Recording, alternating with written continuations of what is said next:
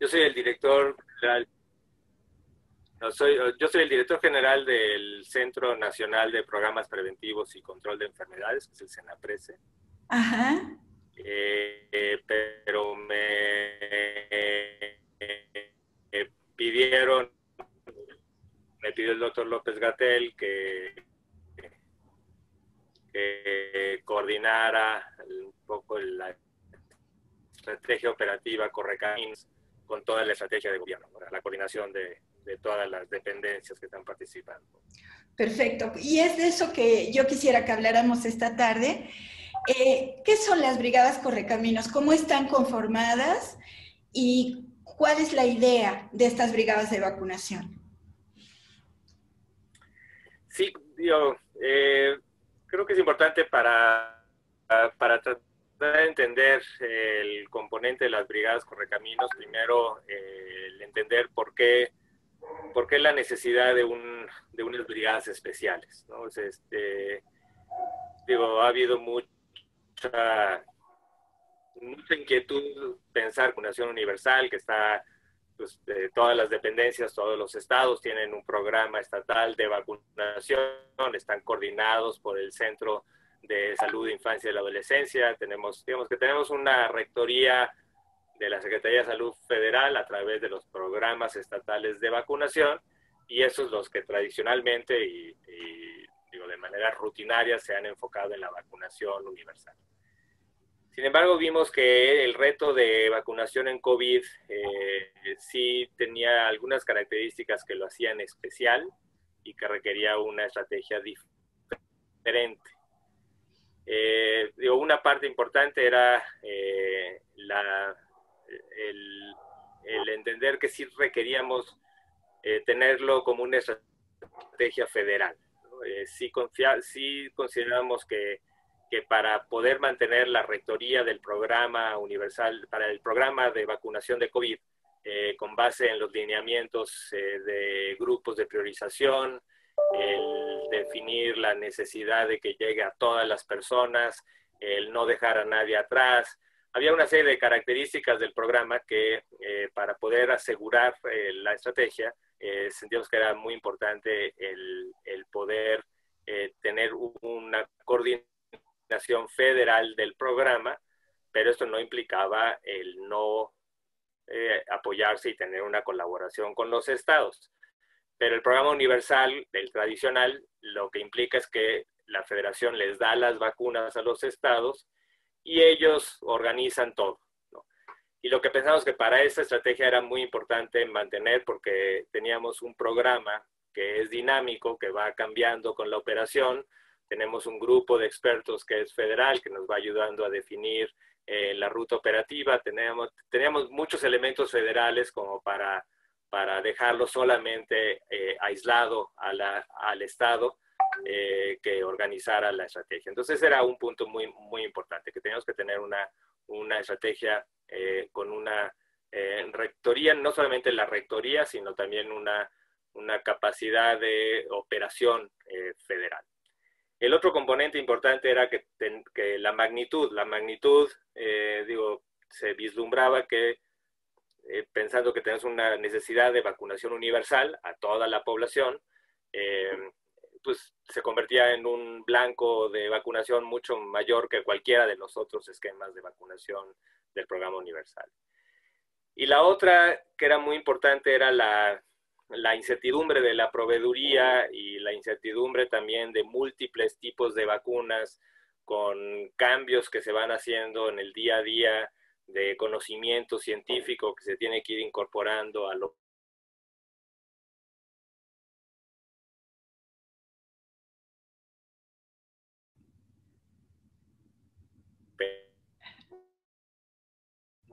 Te perdí por un momento. operativo, y entonces por eso sentíamos que teníamos pues un componente federal que está respaldado en un decreto secretarial del doctor Alcocer, en donde se nombraron enlaces estatales de la estrategia federal, que siguen siendo personas que están vinculadas a la Secretaría de Salud Federal, ¿no? A nosotros, y que se coordinaban localmente con un brazo operativo muy importante que tenía demostrada capacidad para llegar a todo el territorio, son los servidores de la nación. Los servidores de la nación tienen ya años de experiencia y especialmente ya en el gobierno, años de experiencia de hacer llegar programas sociales a todos los rincones del país, tienen una estructura operativa muy importante, muy sólida, y además muy cercana a las personas. Digo, la convocatoria en comunidades más rurales, claramente el delegado de bienestar y toda la red que tiene hacia el territorio se convertía también en una estrategia que nos permitía asegurar una convocatoria equitativa para todos en todos los rincones y que siguiera el plan original, el plan que estábamos técnicamente definiendo nosotros. Entonces, por eso se creó estas brigadas especiales donde tenemos una organización estructural, en donde tenemos al enlace Correcaminos, que es una persona que está nombrada por el doctor Alcocer, y que se apoya en dos componentes muy importantes. Uno operativo, que es el delegado de bienestar y toda la estructura, y después el componente técnico, que es este comité estatal de vacunación, que por su definición los comités estatales de vacunación están conformados no solamente por la Secretaría de Salud del Estado, sino también por representantes de las instituciones federales de salud, el IMSS, el ISSSTE, Marina, Sedena, están todos involucrados. Y es un grupo técnico muy sólido que nos ha permitido identificar sitios de vacunación pertinentes, nos ha identificado y validado la red de frío, entonces se ha convertido en un cuerpo técnico y ahí es donde la colaboración con el Estado ha sido muy importante. Entonces esto es la estructura general. Ahora ya en cada brigada, lo que se llama la brigada es lo que está en el sitio de vacunación. Y lo que está en el sitio de vacunación también implicaba un esfuerzo de poder mantener tanto el rigor técnico de la vacunación, digamos el valor técnico médico, que es pues, las personas que van a estar vacunando, que estén formadas, capacitadas, que conozcan el biológico, que conozcan exactamente cómo prepararlo, que conozcan la red de frío ya en el sitio, el grupo médico que tiene que estar observando a las personas en este periodo de media hora post vacunación, digamos que es el equipo técnico médico. Pero después hay un equipo logístico de una gran importancia, ¿no? Es una vacuna nueva, la gente llega, no sabe, tiene muchas preguntas, entonces a la gente darle lugar, pero también para crear toda la logística de los macrocentros donde se ponen toldos, apoyo municipal. Entonces, toda esta parte operativa, logística, es sumamente importante, ¿no? Y por eso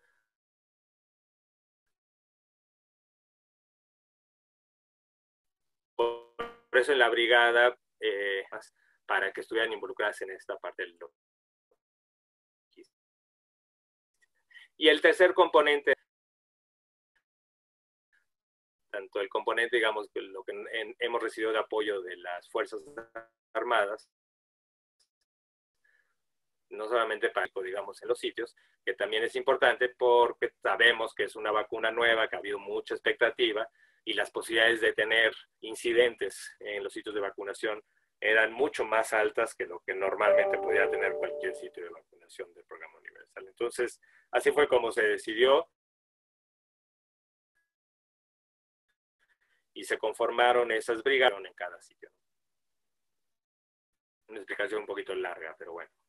No, está muy bien. Ahora, tomemos en cuenta que este es un territorio pues muy extenso, donde hay 200,000 comunidades de menos de 2,000 habitantes y ustedes ya tienen una experiencia previa con las brigadas de vacunación que había antes, que daban pues un servicio bastante eficiente y llegaban a estos lugares tan alejados. Entonces, la pregunta sería, ¿se está logrando esta cobertura? ¿Está logrando una cobertura mayor que la que tenían las anteriores brigadas de vacunación? ¿Y cómo la experiencia de las anteriores brigadas de vacunación puede ayudar a estas brigadas Correcaminos? Sí, creo que todavía no tenemos los datos específicos para compararlos. Justo estamos ahorita por la operación. Estamos convencidos que estamos llegando seguro al menos al mismo nivel territorial que llegaba el programa inicial, pero sin tener ahorita todavía los datos contundentes, pero sí en la parte operativa, estamos llegando con mayor presencia y digamos, cobertura en todos los municipios, ¿no? Cosa que no se lograba. Lo que se lograba antes era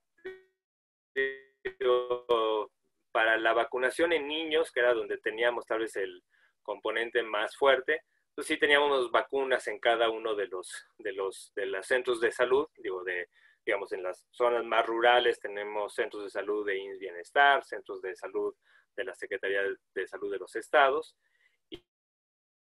y en general todos los centros tienen un refrigerador con vacunas, ¿no? Pero no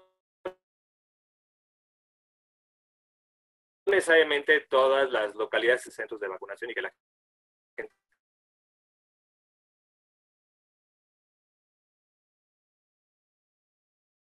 esa operación, en las primeras jornadas que estuvimos haciendo para adultos mayor, siempre hubo técnico de sitios, ¿no? Y llegaba Bienestar y nos empujaba y nos decía, oigan, hay otros municipios, y siempre la discusión, no, pues que no podemos, no hay forma de llevarlos. Y a mí me gustó mucho todo el proceso de conciliación, en donde el sacar de la zona de confort al programa de universal de vacunación, ¿no? Como que ya tenían un programa y pensaban, o se pensaba que hasta ahí podían llegar. Y no, nos empujaron al grupo técnico a que buscáramos alternativas para llegar a todos los municipios, a todas las localidades, y aunque no tengo los datos que lo demuestren, estoy convencido, estoy casi seguro que lo vamos a demostrar, que la capacidad territorial fue mucho mayor en este programa. Entonces, nada más te quería complementar de la pregunta original, de decir qué tanto hemos aprovechado. Y sí, se ha aprovechado mucho el programa universal tradicional de vacunación en el conocimiento técnico, en los vacunadores y todo eso. Pero también una cosa que era insuficiente el programa era en la red de frío un poco más sofisticada, especialmente para la vacuna de Pfizer, que ha sido la vacuna que más nos ha llegado. Pues todo este componente de la ultracongelación y los días que pasa de la ultracongelación al sitio, pues hacía muy difícil, si no tenías una programación muy clara, el poder almacenar mucho tiempo en los sitios más alejados, ¿no? Entonces, sí creo que también ese esfuerzo de convocatoria, de poder citar durante unos días específicos en una comunidad, no se hubiera logrado sin el apoyo de los servidores de la nación. Y hoy informaban, ¿no?, de que se constituyeron pues casi 9,000 brigadas ya, y tenemos este componente, ¿no?, de que están los servidores de la nación, está todo el tema de seguridad con las Fuerzas Armadas y la Marina, están los vacunadores de las brigadas de vacunación y de otros organismos de salud, pero también está este tema de los voluntarios. Me interesa particularmente, y las voluntarias, porque decía una médica de la Central de Abastos en una entrevista que una pandemia no depende solo de un problema médico, sino depende también del liderazgo social en terreno para poderla enfrentar. Entonces, ¿qué papel juegan estos voluntarios, voluntarias? No, creo que ha sido, y creo que tenemos que documentarlo mejor, porque hemos tenido de diferente tipo de voluntarios. O sea, creo que el liderazgo local, servidores y a los programas. Recuerda que además de servidores de la nación, tuvimos el apoyo de los promotores de diferentes programas. Entonces estuvieron promotores de Sembrando Vida, promotores de Tu Escuela es como, ¿cómo se llama? El programa de las escuelas, Tu Escuela es Nuestra. La escuela es nuestra. La escuela es nuestra. Entonces tuvieron varios programas que tenían ya pues, cierto arraigo local, ¿no? Y eso también ayudó muchísimo. Ahora, los voluntarios, hubo una primera llamado a voluntarios que fue a través del DIF, y Rocío García como titular estuvo en una plataforma registrando voluntarios, ¿no? Y eso creo que ha ayudado mucho. Y ahorita tenemos voluntarios registrados, que fue lo que presentó el coordinador Gabriel García hoy en la mañana, o no sé si lo presentó, pero dijo que más o menos teníamos registrados en la plataforma y que han participado en las diferentes, casi 25,000 voluntarios, ¿no? Entonces, y aquí los voluntarios hay de varios tipos, ¿no? Unos fueron los voluntarios que personas por voluntad propia registraron y han sido muy útiles. Otro fue un gran esfuerzo que hizo la Secretaría de Educación, especialmente la Subsecretaría de Educación Superior, con el subsecretario Luciano Concheiro, que lo que hicieron fue con la red de universidades tener estudiantes. Entonces allí tuvimos voluntarios estudiantes que se incorporaron y tuvimos dos tipos también, estudiantes que venían de carreras de salud, que estuvieron capacitados también para funcionar como vacunadores, ¿no? Porque al final necesitamos abrir muchas células de vacunación en estos sitios más grandes, y también se capacitaron y hubo varios esfuerzos de capacitación coordinados por la Secretaría de Salud para que los voluntarios estudiantes de áreas afines a salud pudieran también funcionar como vacunadores. Pero también muchos estudiantes se incorporaron en la parte voluntaria de la logística, que también es muy importante. Entonces, creo que el arraigo y liderazgo local es importante. Yo creo que eso tal vez se logró más con los servidores y promotores de programas. Pero creo que también el sentido de una estrategia federal con gran participación voluntaria y de la misma ciudadanía, ¿no? Hace que el programa pues tenga otro matiz donde se vea la cooperación de múltiples actores y de un esfuerzo que es independiente a que sea solamente del gobierno, del Estado, sino que también es de la sociedad civil. Entonces creo que los voluntarios también le han dado un matiz muy importante a la estrategia. Pues realmente movimiento tan grande de las brigadas Correcaminos, que además pues cuentan como hay muchos centros de vacunación que se han convertido en esfuerzos colectivos, en que hay muchos voluntarios, hay incluso músicos que reciben a los adultos mayores, hay un espíritu de gran fraternidad, y de alguna manera esto está preparando y enriqueciendo la posibilidad de un nuevo sistema de salud basado en la atención primaria para la salud. ¿Crees que las brigadas Correcaminos van a influir en el futuro del sistema de salud?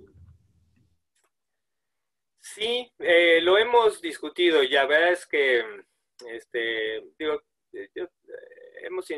hemos insistido en dos componentes. Digo, la verdad es que yo tengo personalmente, y lo he dicho en varias ocasiones, tengo una gran expectativa de que más bien lo que lanzamos antes de la vacunación como esta estrategia de COVID comunitario, eso creo que sí le va a dar una estructura más sólida a la atención primaria de la salud. Es una estructura clara pues, de brigadas, de acercamiento a la comunidad, de identificación, de identidad de la comunidad hacia la estructura de salud. Creo que esa tiene un mayor potencial, ¿no? En algún momento dijimos, bueno, ahora tenemos el potencial con mucho más presencia con las brigadas Correcaminos, y es cierto. Lo que sí es que en algún momento como que se pensó, ¿y por qué no de una vez metemos otros temas, ¿no? Y ahí fuimos más reservados. Ahorita la prioridad es la vacunación, hay que cuidar las brigadas, porque si empezamos a utilizarlas para otros fines de atención primaria de la salud, se nos va a entorpecer, ¿no? Pero creo que donde tal vez sí tenemos un gran potencial es precisamente en la estructura, es decir, desde antes de que empezara COVID y antes de la vacunación, teníamos ya acercamientos con bienestar y con los programas, eso, pero muy parciales, ¿no? Y llegábamos, hacíamos una iniciativa, teníamos una reunión, y como que después cada quien se iba a su sector, ¿no? Eso pasa mucho con las acciones intersectoriales, ¿no? Que siempre hay como la aspiración de participar coordinadamente, pero al final, todo el mundo está interesado en cumplir con su meta, ¿no? Y como que creo que el ejemplo de las brigadas justo lo que ha logrado es que veamos que sí hay una necesidad de que la única forma es la colaboración entre los sectores, ¿no? Entonces, creo que ahí la experiencia con los servidores de la nación, que además queríamos trabajar desde hace mucho tiempo, y no fue barrera de ningún tipo de voluntad, sino que no se logró. Y creo que ahora tenemos que utilizar esta experiencia para sí tener esta acción de atención primaria de la salud a nivel comunitario, con la gran territorialización que tienen los programas de bienestar.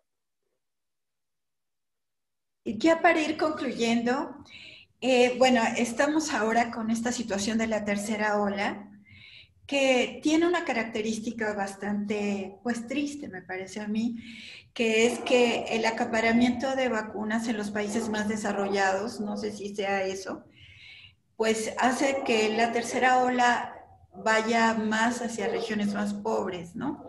Y tenemos comprometida América del Sur, desde luego la India, pero también mucho el Medio Oriente. Entonces, la pregunta sería si tú conoces de esfuerzos parecidos a las brigadas Correcaminos en otros países y si se podría compartir con otros países pues esta estructura, esta concepción, que es una concepción muy interesante por todas las voluntades que pone en juego. No es una concepción solo de salud, sino es más integral. Pues que se pudiera compartir con otros países que la necesitaran. Sí, es justo a raíz de tu pregunta, cuando lo preguntaste en una de las vespertinas.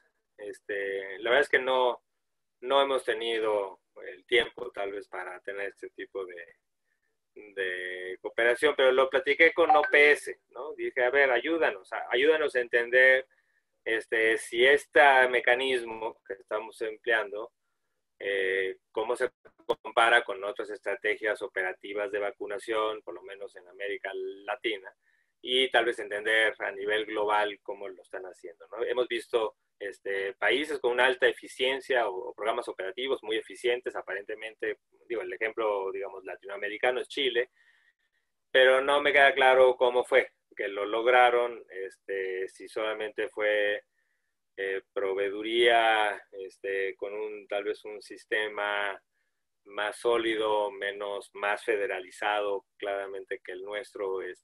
No sé exactamente cuáles fueron los elementos que Chile fue. En general, mucho de la eficiencia, en efecto, desgraciadamente, tiene que ver más con la proveeduría, ¿no? Una vez que tienes alta proveeduría, pues lo que necesitas es un aparato que te las pueda colocar y de manera equitativa y eficiente en todo el territorio, ¿no? Eso es lo que hace diferente, ¿no? Digo, lo que ha pasado yo creo que en Estados Unidos, aunque no tengan, tampoco es que ha habido una enorme proveeduría y casi por derrama han podido llegar a casi todos lados, ¿no? Pero tampoco había una concepción clara de priorización y de equidad, ¿no? Sino que más bien fue pónganla donde sea, ¿no? Y utilicen cualquier medio para ponerlo, ¿no? Entonces ese no es comparable, pero creo que sí valdría la pena, y le pregunté a OPS y Cristian como que me dijo, vamos a ver, igual podemos generar un tipo de evaluación operativa, ¿qué han hecho los países para tener una serie de principios de equidad, de distribución, de territorialización de la vacuna? Y cómo compararlo. Yo personalmente aún no tengo este tipo de reuniones, pero creo que le pedí a OPS que nos ayudara, espero que pronto podamos tenerlas. Y ya concluyendo entonces, ¿tú crees que ha influido este esfuerzo de vacunación en el hecho de que aquí no haya un repunte de los contagios? Sería una pregunta. Y si tú quieres decir algo sobre cómo te has sentido, cómo sientes el proyecto hacia adelante. A ver, de la primera pregunta, digo, yo en general no soy tan optimista, ¿no? Tengo mis dudas, digo, igual en general soy bastante escéptico de la evidencia técnica y creo que ahorita no tenemos así la evidencia sólida para decir cuál es el impacto que ha tenido la vacunación en el no surgimiento o al menos en el retraso de la tercera ola, ¿no? Tenemos datos que sugieren sí un impacto tal vez con la parte de hospitalizaciones, ¿no?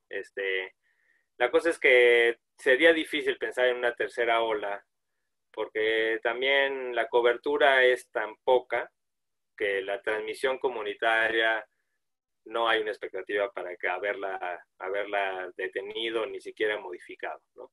Digo, sí creemos que lo que vamos a ver es un impacto en hospitalizaciones y en muertes, eso sí, y que ese fue el objetivo, ¿no?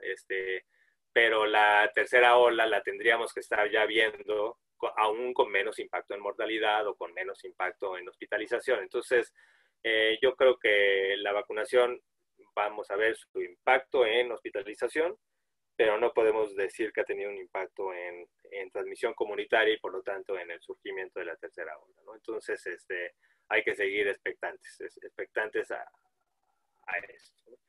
Y creo, digo, una de las cosas que a mí, yo personalmente creo que he aprendido mucho de la estrategia de cooperación con bienestar hay dos o tres elementos que me han impresionado un poco de la operación de bienestar, ¿no? De los servidores y de los programas, ¿no? Una es el compromiso territorial, ¿no? O sea, es una cosa que a veces nos cuesta trabajo valorar, pensamos que es medio automático, pero no, en esta relación federal-estado es muy complicada, ¿no? Y tenemos esta relación en general que tiene este medio sentido perverso, cuando tenemos a los estados, a la federación haciendo rectoría y los estados recibiendo dinero de la federación, y como que hay una cosa de reportarle a la federación que todo va bien y que les ha ido muy bien y por lo tanto que les tienen que seguir apoyando. Esto es casi una concepción general en cualquier programa. Cuando tú ves, todo el mundo piensa que el reportar buenos resultados implica mayor estímulo negativo para pedir auxilio, para decir, no estoy pudiendo, ¿no? Porque si no estás pudiendo, quiere decir o que te robaste el dinero o que hiciste algo y entonces te castigo, ¿no? Y esa ha sido la relación histórica, ¿no? Entonces, cuando ves un programa que sí está funcionando en decir, ayúdenos, ¿no? Tenemos todo, pero no tenemos esto y por favor necesitamos. Entonces, para mí fue una experiencia que no la había visto yo como Senaprece hacia los estados. Siempre me ha costado trabajo decir, por favor, díganme dónde están los problemas, dónde están sus necesidades. No me digan que todo va bien, ¿no? Porque lo que yo necesito saber es dónde están. Y aquí lo encontré, ¿no? Esa es una.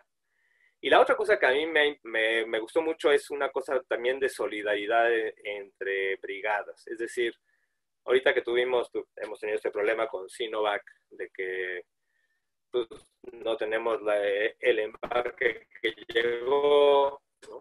Y estuvimos pidiendo y ahorita hicimos una recuperación, sabiendo los estados que ellos podrían tener problemas en la segunda semana de mayo, ¿no? Eso en cualquier otro programa no te lo dan, ¿no? ¿No? ¿Por qué? Porque su prioridad es su población.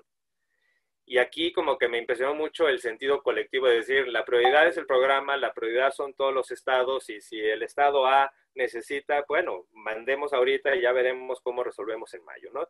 Entonces, esos dos componentes ha sido una experiencia muy gratificante que lo quiero como traducir en ya la política pública de salud, ¿no? Que se vea claro que hay elementos de rectoría que tenemos que llegar, ¿no? Y la otra cosa es